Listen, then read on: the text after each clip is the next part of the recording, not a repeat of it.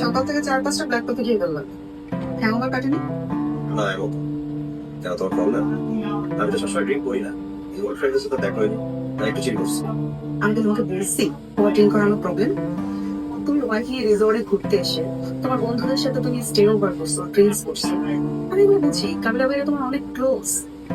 I can understand, I don't mind. Thanks thanks for understanding. ধরো same কাজটা যদি আমি করতাম, আমার কোনো ফ্রেন্ডসদের সাথে যদি দেখা হয়ে যেত, ওদের সঙ্গে স্টে ওভার করতাম, চিল করতাম, ড্রিঙ্কস করতাম, তখন তোমার কেমন লাগতো? হিংসায় আমার কলিজা ফেটে যেত, ইচ্ছা করতো তোমার ফ্রেন্ডের উড়ে গিয়ে কিক মারি। এর কারণটা কি তুমি জানো? হ্যাঁ জানি, আমি তোমাকে ভালোবাসি তাই আমার হিংসা। নো, এটার কারণ হচ্ছে তুমি একটা চিন্তা না।